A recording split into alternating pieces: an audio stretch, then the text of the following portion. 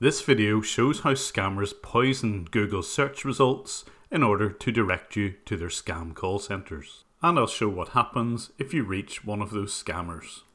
Critical alert from Microsoft. I've managed to get myself into a Skype group where I can watch scammers buy and sell data and calls. They sell pop-up adverts to other scammers, but they also have something called AdWords. AdWords is how Google make most of their money. When you search for a term, there will be an advert at the side of your screen. This particular guy is selling AdWords for travel and health, but you can also get people who will sell AdWords for antivirus. So a little while ago, when I searched for a Norton antivirus help desk number, I got this out of Google. So using the term Norton Help Number UK, the very first result on Google's list was not by Norton at all. It was a domain called norton-uk.uk, and this is plainly not Norton. And only if you're sure that you know what Norton's actual domain is, you might be fooled into thinking that this was a real support number from Norton, where it's not at all. So as usual, I thought I'd call that number just to see what happens.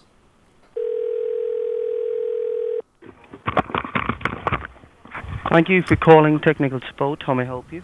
Hello, yes, my name is Brennan. Is this Norton UK support?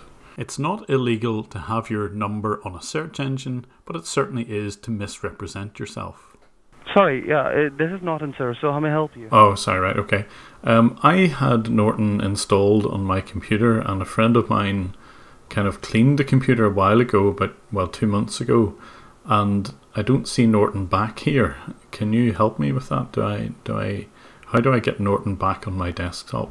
So that was my story. I had Norton installed previously, but now it's gone missing, and I wondered what this guy would do. And put everything back on, but he hasn't installed Norton. So you can try fetching the information from your Norton account. Try logging into your Norton account. You bought it online or you bought it from a store? So far so good. He advises me to log into Norton and retrieve my purchase details. I explained that I didn't have the Norton software anywhere that I could find, and could he help me? He came up with the usual scammer tactic. If you don't have it, sir, then in that case I'll have to manually install the product onto your computer. Right. Norton antivirus for one device is a purchase that you got to do, sir. So he says he wants to install this manually, but that's just scammer speak for he wants remote access to my PC. So I can give you two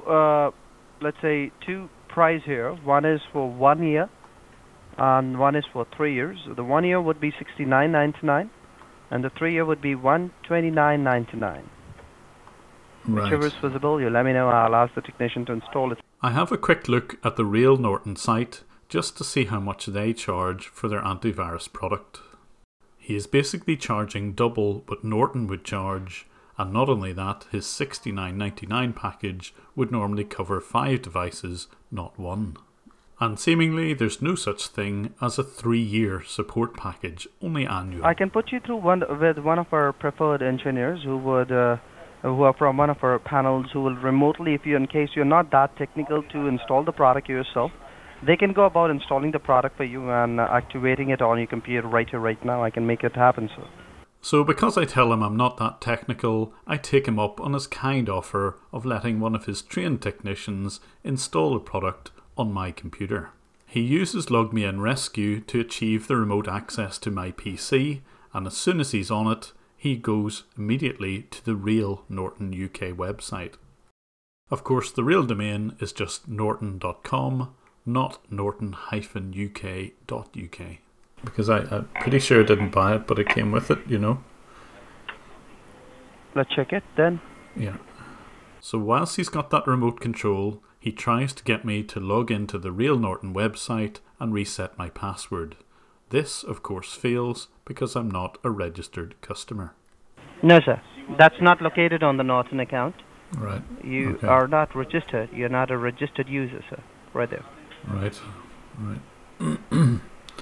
So how do I get my Norton back then? How old is this computer, sir? I'm interested to see what he does next, because he obviously doesn't have any access to real internal Norton systems, and therefore can't really help me. Is it a refurbished one or a new one? No, it was new about a year ago, year and a half. He has a quick look at my system specs, but this really isn't going to help him retrieve the Norton product.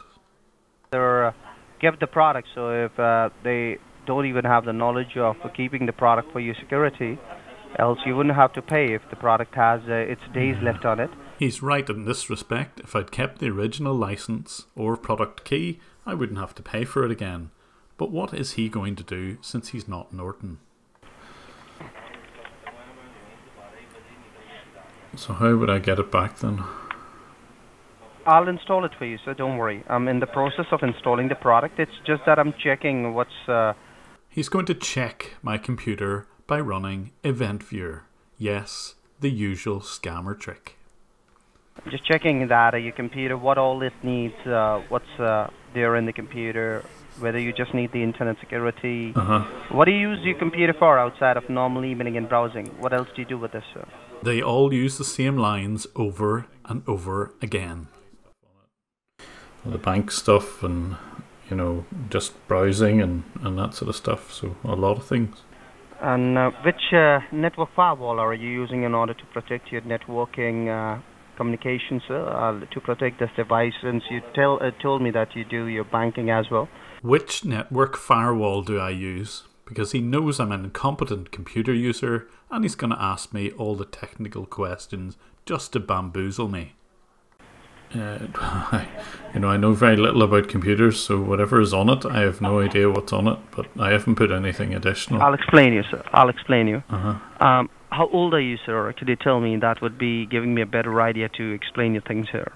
Well, I'm into my 60s now, so I'm just... You don't sound that old. You sound really young. Oh, thank you. Yeah. All right. If you see, I'm checking your computer are getting all these errors and reported warnings because your securities are not there. That's the reason why you're getting all these nearly 278 errors and warnings listed. He's quite happy to tell lies to someone in their 60s. That's what his Google ad was all about. Okay, whether that's computers, iPads, phones, every device, okay, that is every device requires two securities, okay? I'll forward wind through all of his technobabble. He runs a couple of commands, including the BitLocker status, which is supposed to encrypt your hard disk. He claims that because my hard disk isn't encrypted, that somehow my whole network isn't encrypted. All lies, of course. Whilst he's spouting all of this rubbish, I have a look at his IP address.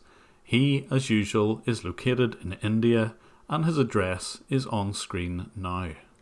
The real company name is Database Infotech Services, and they're in Delhi. And he uses the remainder of the call to try and sell me yet more services.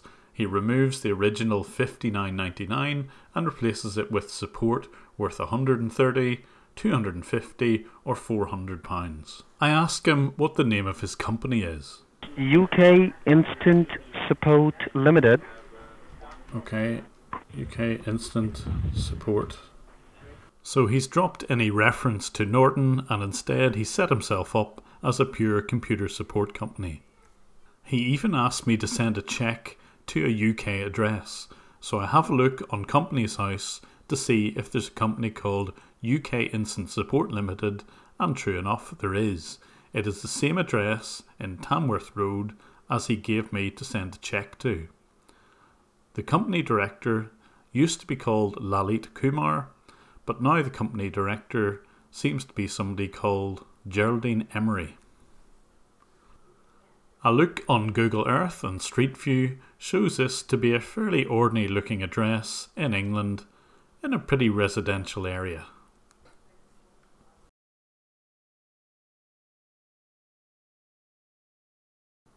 But the scammer also gave me their email address and therefore I can see their website. It's on screen at the moment. When you have a look at the contact details, there is an 0800 free phone UK number where you can get in touch with this company. But a search against that free phone number also reveals that they have an alias. They also call themselves ukcyberexperts.com, and again they've registered a legal company against that name. Here you can see some write-ups in scammer.info. Again, at the bottom of the screen, you can see the same 0800 number, but a different address. They have official registration of this other company, and a look on Beta Companies House shows who's involved in this. Here I can see the director's name as Nicholas Alcide. But the most revealing information of all was what the scammer was doing whenever he was supposedly working on my PC. I run a keylogger on my virtual computer and I can see what the scammer is cutting and pasting on his own machine. And here you can see a whole list of the domains that they own and register, together with some UK phone numbers. These guys have got all the search engine optimizations in place. Not only do they identify themselves as Norton, but there's also Microsoft in here. They also describe themselves as a Gmail helpline, and they cover off Dell as well as some other general terms for computer tech support. I have no doubt that if anyone did phone one of those numbers, these guys would represent themselves as Gmail or Dell or anything else that the person might be phoning about. So who exactly are Database Infotech Services Private Limited? Well, they do have an address in Delhi, and again you can see this on screen. But when you look at their company literature, you can see that they specialise in a number of things, including SEO or search engine optimization services, and they certainly seem to have done a good job whenever it comes to making Google searches in the UK and finding fake support numbers. I've given Gmail, Dell and Norton UK a bit of a nudge to see if they will take down these websites, but at the moment, at the end of November 2018, the websites and phone numbers are still available. I hope you found this video interesting, and once again I'd like to thank you for your support on Patreon.